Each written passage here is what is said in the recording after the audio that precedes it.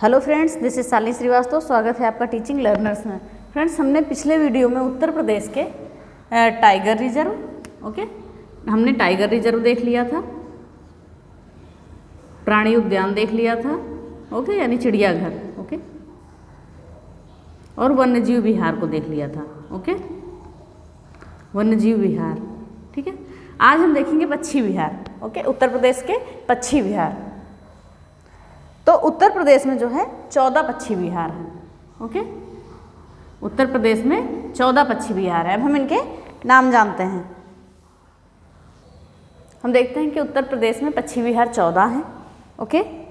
14 पक्षी विहार हैं। तो हम 14 के पहले नाम जान लेते हैं। ठीक है, फिर सब जानते हैं कि सबसे छोटा सबसे बड़ा कौन है। ठीक है, तो पहला आता है विजय सागर पक्षी वन्यजीव विहार। सभी के नाम आपको जानना जरूरी है स्थान। ठीक है, वैसे पूछता यही है कि सबसे छोटा कौन सा है, बड़ा कौन सा है, नया कौन सा है। ठीक है, तो हम देखते हैं कि विजय सागर पक्षी वन्यजीव विहार ये पड़ता है महोबा में। याद रखिएगा, ये पड़ता है महोबा में। ठीक, विजय सागर पक्षी वन्यजीव विहार। फिर पार्वती अर्गा पक्षी वन्यजीव विहार, ये इंपॉर्टेंट है, ये एग्जाम में पूछता भी है। ये पड़ता है गोंडा में।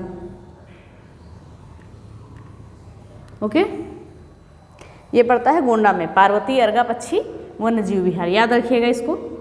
फिर आता है सूर सरोवर पक्षी वन्यजीव विहार। ठीक है, सूर सरोवर पक्षी वन्यजीव विहार। ठीक है, ये आगरा और इटावा में पड़ता है। आगरा और इटावा, थोड़ा उसको ध्यान रखिएगा, जो 2 जिलों में पड़ता है। ठीक है, तो ध्यान रखिएगा इसको। सूर सरोवर पक्षी वन्यजीव विहार जो है आगरा इटावा में पड़ता है, सूर सरोवर पक्षी वन्यजीव विहार। फिर आता है समान पक्षी वन्यजीव विहार। ठीक है, ये पड़ता है मैनपुरी में। मैनपुरी में। फिर आता है बखीरा पक्षी वन्यजीव विहार, ये इंपॉर्टेंट है। बखीरा पक्षी वन्यजीव विहार, ये इंपॉर्टेंट है, ये पूछता है। ये संत कबीर नगर में पड़ता है, संत कबीर नगर में।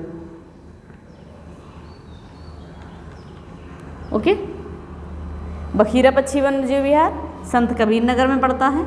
अब आता है शेखा झील पक्षी वन्यजीव विहार। शेखा झील पक्षी वन्यजीव विहार, ये पड़ता है अलीगढ़ में। ठीक है, ये एक राष्ट्रीय पक्षी वन्यजीव विहार भी है, क्योंकि इसे केंद्र सरकार द्वारा निर्मित किया गया है। ध्यान रखिएगा। ठीक है, हो सकता है पूछ ले कि उत्तर प्रदेश में केंद्र सरकार द्वारा निर्मित किया गया पक्षी वन्यजीव विहार कौन सा है, पूछ सकता है। ठीक है, तो इसको राष्ट्रीय पक्षी विहार भी कहते हैं, क्योंकि केंद्र सरकार ने के द्वारा निर्मित है। राष्ट्रीय पक्षी विहार भी कह सकते हैं, राष्ट्रीय पक्षी विहार। केंद्र सरकार द्वारा निर्मित है। अगला आता है जयप्रकाश नारायण। ठीक है, ये तो इम्पोर्टेंट है। जयप्रकाश नारायण, ये सुरहा ताल बोलते थे पहले। ठीक है, ये पक्षी विहार कहाँ पे है? ये है बलिया में। बलिया। इसको लोकनायक पक्षी विहार भी पहले कहते थे, लोकनायक पक्षी विहार। लोकनायक पक्षी विहार, याद रखिएगा। ठीक है, ध्यान से देखिए एक बार। जयप्रकाश नारायण और इसका पुराना नाम सुरहाताल पक्षी विहार था। ठीक है, बलिया में है, पहले से लोकनायक पक्षी विहार भी कहते थे। फिर अगला आता है शहीद चंद्रशेखर आजाद पक्षी वन्यजीव विहार। ठीक है, ये पड़ता है उन्नाव में। इसको नवाबगंज पक्षी विहार पहले कहते थे, ये पड़ता है उन्नाव में। पहले इसका नाम था नवाबगंज पक्षी विहार। नवाबगंज पक्षी विहार, याद रखिएगा। ठीक है, शहीद चंद्रशेखर आजाद पक्षी वन्यजीव विहार, याद रखिएगा। ये देश का पहला पक्षी विहार है। देश का पहला बता रहे हैं। ठीक है, ये देश का पहला पक्षी विहार है। देश का पहला पक्षी विहार।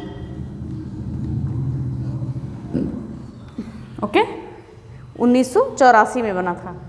ठीक है, एक बार इसको और देख लेते हैं, फिर आगे हम नामों को देखते हैं। विजय सागर पक्षी वन्यजीव विहार महोबा में, पार्वती अर्गा पक्षी वन्यजीव विहार गोंडा में, सूर सरोवर पक्षी वन्यजीव विहार आगरा इटावा में पड़ता है, समान पक्षी वन्यजीव विहार मैनपुरी में है, बखीरा पक्षी वन्यजीव विहार संत कबीर नगर में है, और शेखा झील पक्षी वन्यजीव विहार अलीगढ़ में है। ठीक है, ये राष्ट्रीय पक्षी विहार है, केंद्र सरकार द्वारा निर्मित किया गया है। और जयप्रकाश नारायण है सुरहाताल पक्षी वन्यजीव विहार, ये पड़ता है बलिया में। और शहीद चंद्रशेखर आजाद पक्षी वन्यजीव विहार, ये उन्नाव में है, देश का पहला पक्षी विहार है। ठीक है, तो हम 8 जान लिया हमने। ठीक है, और 6 भी नाम और बचे हुए हैं। ठीक है, तो हम 6 के नाम और जान लेते हैं। अब हम देखते हैं 9वां पक्षी विहार हमारा है, ठीक है, समसपुर पक्षी वन्यजीव विहार। ये पड़ता है रायबरेली में, ओके, रायबरेली में। सबका जिला का नाम याद रखिएगा, वैसे छोटा बड़ा ही इंपॉर्टेंट है, सारे नहीं पूछता है, कोई कोई पूछ लेता है कभी कभी, ओके। तो हमने देखा समसपुर पक्षी वन्यजीव विहार पड़ता है रायबरेली में। फिर आता है पटना पक्षी वन्यजीव विहार, ठीक है, ये एटा में पड़ता है, एटा में, और ये सबसे छोटा पक्षी वन्यजीव विहार है, ओके, याद रखिएगा, सबसे छोटा पक्षी वन्यजीव विहार।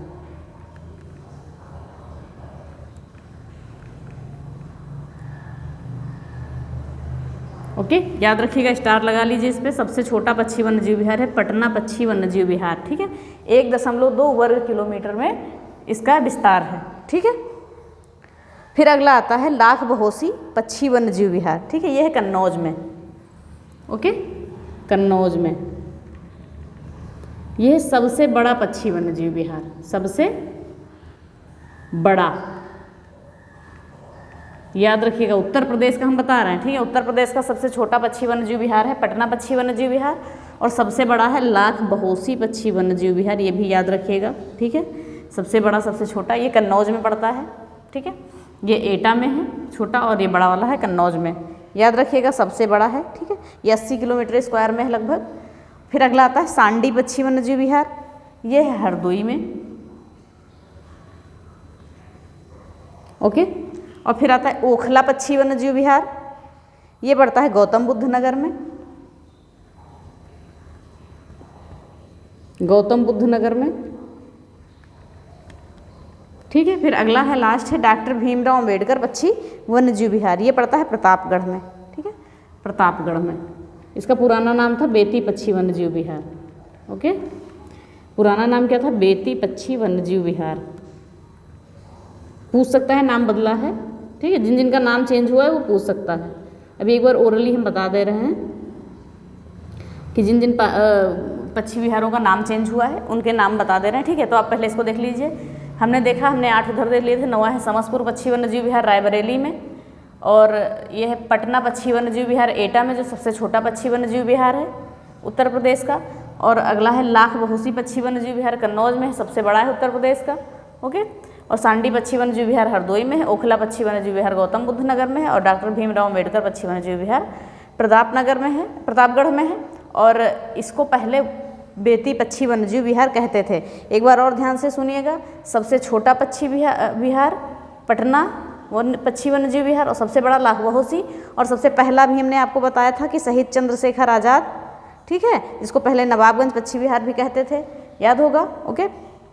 और जिन जिन के नाम चेंज हुए हैं, ठीक है, एक सुरहाताल पक्षी वन्यजीव विहार जो हमने अभी बताया था बलिया में है, उसका जयप्रकाश नारायण पक्षी वन्यजीव विहार हो गया है, याद रखिएगा, ठीक है। और एक हमने शेखा झील पक्षी वन्यजीव विहार बताया था, जो राष्ट्रीय पक्षी वन्यजीव विहार था, केंद्र सरकार द्वारा निर्मित था। तो ये हो गया आपके उत्तर प्रदेश के पक्षी विहार 14। हमने 14 के 14 आपको बता दिया, अच्छे से देख लीजिएगा, नोट्स बना लीजिएगा सारे, इसीलिए हमने नाम बताए हैं कि ध्यान में रहें। हो सकता है कभी कभार एग्जाम में पूछ लेता है छोटा बड़ा छोड़ के भी, ओके। तो हमने 14 के नाम भी बता दिए हैं आपको, स्थान भी बता दिए हैं, ठीक है। अब हम देखते हैं आगे।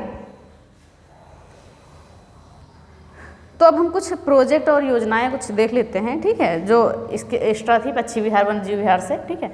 तो एक है एलिफेंट प्रोजेक्ट, ठीक है, एलिफेंट प्रोजेक्ट, ठीक है। इसके अंतर्गत सन 2000 में, ठीक है, सन 2000 में एलिफेंट प्रोजेक्ट के अंतर्गत एलिफेंट रिजर्व की स्थापना की गई थी, ठीक है। एलिफेंट प्रोजेक्ट के अंतर्गत 2009 में एलिफेंट रिजर्व की स्थापना की गई थी, याद रखिएगा, ठीक है, एलिफेंट रिजर्व की,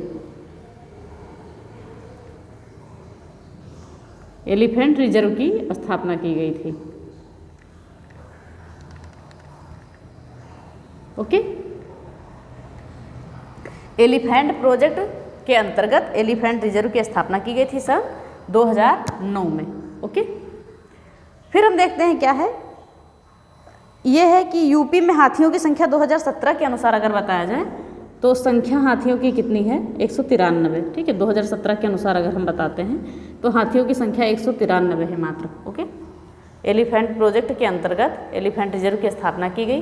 अगर 2017 की गणना को देखते हैं तो 193 हाथी थे, सॉरी 232 हाथी थे, ठीक है, 232 हाथी थे,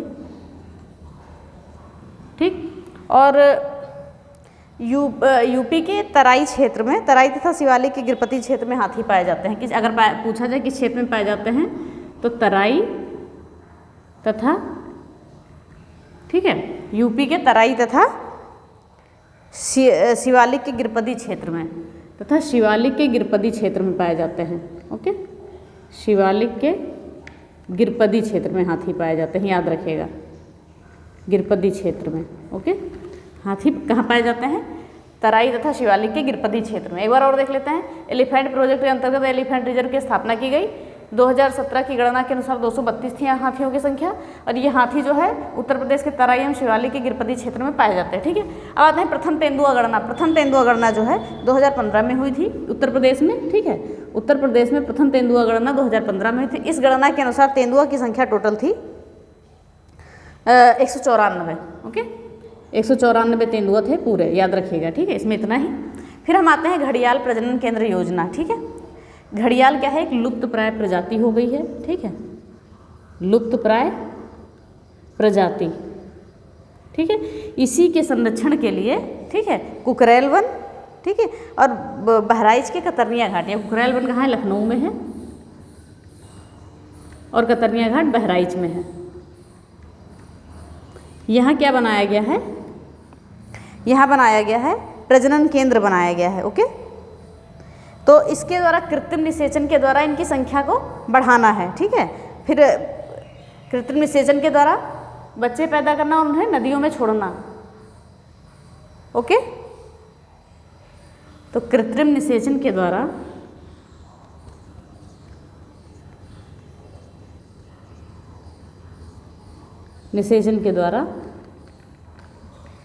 ठीक है, बच्चे पैदा, घड़ियाल के बच्चे पैदा करना।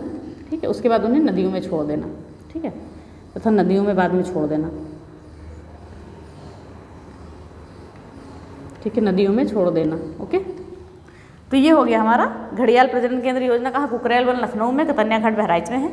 यहाँ पे कृत्रिम निषेचन के द्वारा बच्चे पैदा किए जाते हैं इनके, और उन्हें नदियों में छोड़ दिया जाता है। ये क्या है? लुप्त प्राय प्रजाति है। ओके, अगर पूछा जाए तो कौन कौन से जानवरों पे होता है? ठीक है, इस घड़ियाल प्रजनन केंद्र में ही कौन कौन से जानवरों पे? तो काला हिरण, उदबिलाव और एक कांकेर आता है। ठीक है, इसके लिए भी होता है ये काला हिरण,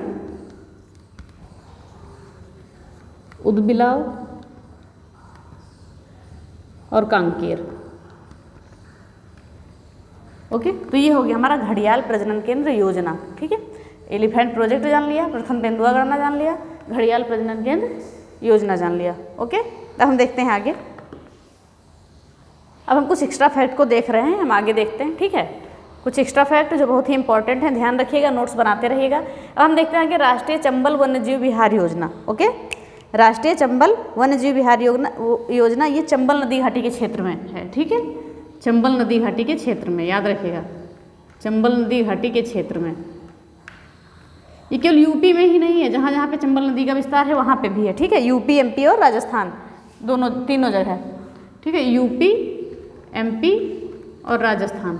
ओके, ये केवल यूपी तक ही सीमित नहीं है। ठीक है, तो क्या है? राष्ट्रीय चंबल वन्यजीव विहार योजना। ठीक है, ये है चंबल नदी घाटी क्षेत्र में है। ओके, और ये देश का जो है सबसे बड़ा घड़ियाल अभ्यारण्य है।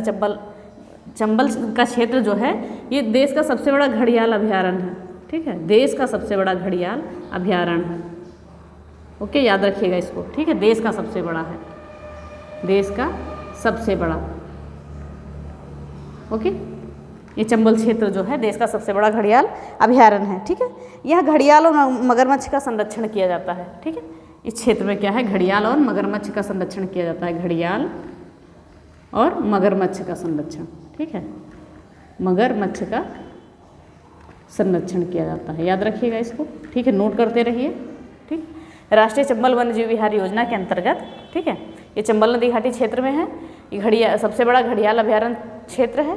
ठीक है, इसके अंतर्गत घड़ियाल और मगरमच्छ का संरक्षण किया जाता है। ओके, तो ये हो गया हमारा राष्ट्रीय चंबल वन्यजीव वन क्षेत्र। ठीक है, फिर आता है कछुआ पुनर्वास योजना। ठीक है, इसको हम थोड़ा ऊपर का मिटाना पड़ेगा, नहीं मिटा देते हैं, रहने दीजिए, नहीं मिटाएंगे।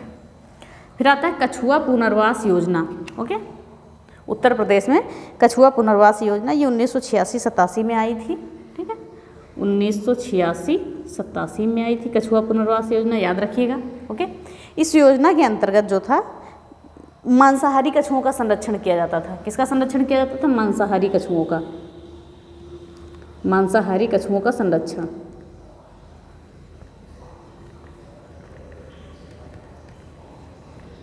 याद रखिएगा, ठीक है। इस योजना के अंतर्गत मांसाहारी कछुओं का संरक्षण किया जाता था। एक योजना आई थी गंगा एक्शन प्लान के अंतर्गत, ठीक है, गंगा एक्शन प्लान के अंतर्गत, गंगा एक्शन प्लान के अंतर्गत ये चलाया गया था। गंगा एक्शन प्लान के अंतर्गत, याद रखिएगा, ये एग्जाम में पूछ सकता है कि गंगा एक्शन प्लान के अंतर्गत कौन सी योजना चलाई गई थी, ठीक है। तो ये हो गया हमारा। और ये जो कछुआ है, ठीक है, ये कहाँ पाए जाते हैं? कछुआ अभयारण्य घोषित किया गया है वाराणसी के रामनगर, ठीक है, और राजघाट के बीच, ठीक है। वाराणसी का रामनगर जो है,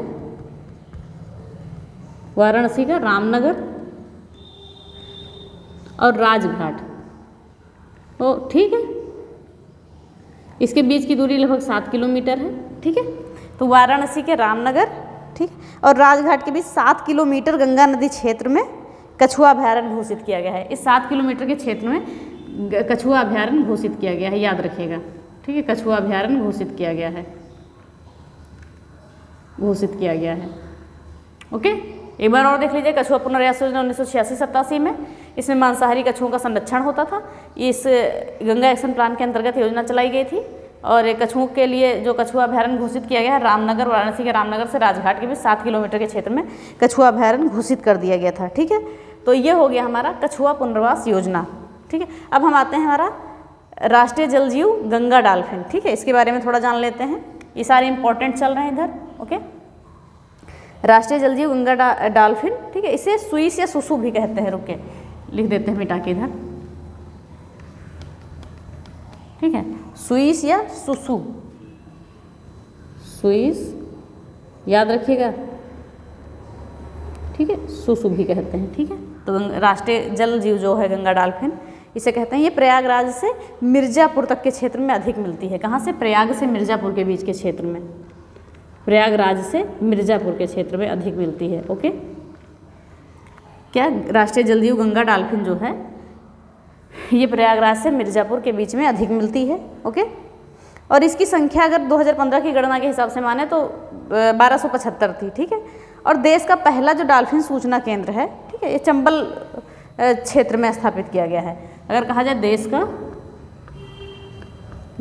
का पहला, ठीक है, देश का पहला डॉल्फिन सूचना केंद्र,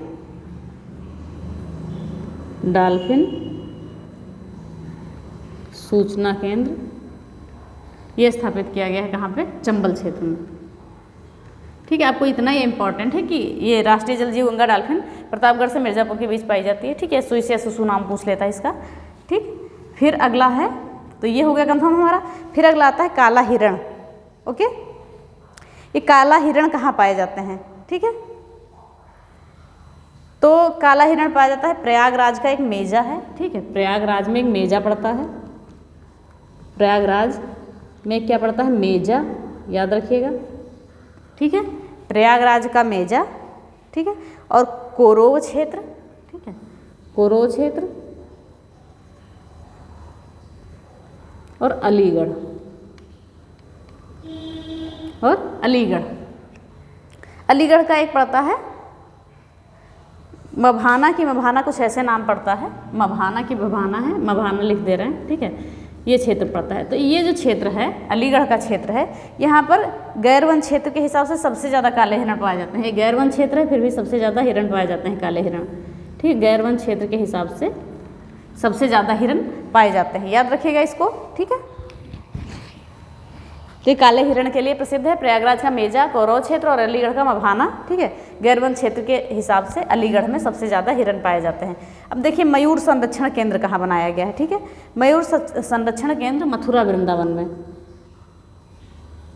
मथुरा वृंदावन में, ठीक है। और जो तितली पार्क बनाया गया है, ये लखनऊ का जो प्राणी उद्यान है उसी में बनाया गया है, लखनऊ का प्राणी उद्यान, ठीक है। पीछे हमने प्राणी उद्यान पढ़ा था ना, जो लखनऊ का प्राणी उद्यान है उसी में ये तितली पार्क बनाया गया है, और कानपुर प्राणी उद्यान में भी बनाया गया है, लेकिन लखनऊ के और कानपुर के में भी, याद रखिएगा, कानपुर का प्राणी उद्यान में भी। ठीक है, तो ये हमने देख लिया, ये सब चीज़ें, सारी चीज़ें इंपॉर्टेंट फैक्ट है, याद रखिएगा। एक बार और देख लेते हैं क्या। राष्ट्रीय चंबल वन्यजीव विहार योजना चंबल नदी घाटी क्षेत्र में है। ठीक है, सबसे बड़ा घड़ियाल अभ्यारण्य ये चंबल क्षेत्र है। घड़ियाल और मगरमच्छ के संरक्षण हेतु ये बनाया गया था। कछुआ पुनर्वास योजना मांसाहारी कछुओं के संरक्षण के लिए गंगा एक्शन प्लान के अंतर्गत। राष्ट्रीय जलजीव गंगा डॉल्फिन जो है सुई से सुसु बोलते हैं, प्रयागराज से मिर्जापुर के बीच पाई जाती है। काला हिरण जो है प्रयागराज का मेजा कौरव क्षेत्र और अलीगढ़ के मभाना क्षेत्र में पाया जाता है। मयूर संरक्षण केंद्र मथुरा वृंदावन में है, और तितली पार्क जो है लखनऊ का प्राणी उद्यान और कानपुर के प्राणी उद्यान में है। ठीक है, तो ये चीज़ें हमारी हो गई। अब कुछ चीज़ें हम और जान लेते हैं। हम कुछ इंपॉर्टेंट फैक्ट देख रहे हैं, तो हम थोड़ा सा और देख लेते हैं। प्रदेश में सर्वाधिक पक्षियों की प्रजातियां जो हैं, ठीक है, ये राष्ट्रीय चंबल अभयारण्य क्षेत्र में पाई जाती हैं। ठीक है, राष्ट्रीय चंबल अभयारण्य क्षेत्र में, ओके, राष्ट्रीय चंबल अभयारण्य क्षेत्र में, याद रखिएगा। ठीक है, राष्ट्रीय चंबल अभयारण्य क्षेत्र में जो है सर्वाधिक प्रजातियां पक्षियों की पाई जाती हैं। और वन्यजीव प्रशिक्षण केंद्र जो है ये है लखनऊ और इटावा में। ठीक है, वन्यजीव प्रशिक्षण केंद्र क्या है, लखनऊ और इटावा में। ये सब क्वेश्चन पूछता है, नोट्स बनाते रहिएगा, याद रखते रहिएगा, लखनऊ और इटावा में। ओके, फिर आता है इको टूरिज्म पॉलिसी, ये कब आई थी, 2014 में, ये भी याद रखिएगा, ये दोनों इंपॉर्टेंट हैं। ठीक है, 2014 में आई थी इको टूरिज्म पॉलिसी। ओके, अब देखिए भारत का पहला नाइट सफारी पार्क, ठीक है, ये पड़ता है नोएडा में। ठीक है, अगर भारत का पहला है नोएडा में है, तो उत्तर प्रदेश का भी पहला यही है। ठीक है, नोएडा यूपी में। ओके, तो भारत का पहला नाइट सफारी पार्क है, ये बहुत ही इंपॉर्टेंट है, इसको याद रखिएगा, पूछता भी है एग्जाम में। ओके, भारत का पहला नाइट सफारी पार्क जो है, इसको रात्रि वन्यजीव पार्क भी बोल देते हैं, रात्रि वन्यजीव पार्क में। ये ग्रेटर नोएडा में पड़ता है, याद रखिएगा। ठीक है, ग्रेटर नोएडा लिख देते हैं, ग्रेटर नोएडा, ओके, यूपी में।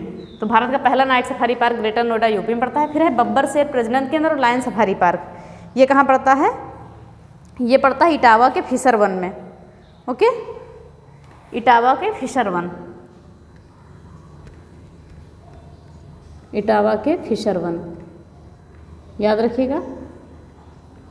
और ये जो है बब्बर शेर प्रजनन केंद्र जो है इंग्लैंड के लॉन्गलीड सफारी पार्क के आधार पर बनाया गया है, पूछता है ये, इंग्लैंड के लॉन्गलीड सफारी पार्क के आधार पर,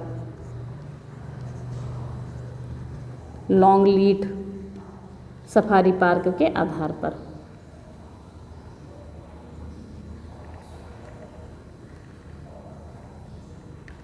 ठीक है, बब्बर शेर प्रजनन केंद्र ये इंग्लैंड के लॉन्गलीड सफारी पार्क के आधार पर बनाया गया है, याद रखिएगा, ये मत भूलिएगा, ये पूछ लेता है एग्जाम में, ये सारा इंपॉर्टेंट है। ठीक है, जितना भी बताया सारा इंपॉर्टेंट फैक्ट है।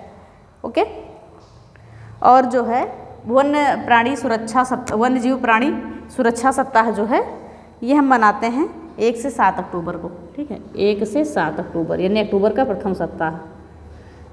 ठीक है, तो ये हो गया हमारा। ठीक है, और एक आपने देखा होगा कि प्रोजेक्ट टाइगर की शुरुआत 1973 में हुई थी, ये नहीं बताया था, ध्यान रखिएगा। ठीक है, 1973 में। ठीक है, तो ये हो गया हमारा। एक बार और देख लेते हैं। प्रदेश में सर्वाधिक पक्षियों की प्रजातियां राष्ट्रीय चंबल अभयारण्य क्षेत्र में है। वन्यजीव प्रशिक्षण केंद्र लखनऊ इटावा में है। इको टूरिज्म पॉलिसी आई थी 2014 में। भारत का पहला night safari park greater Noida में है।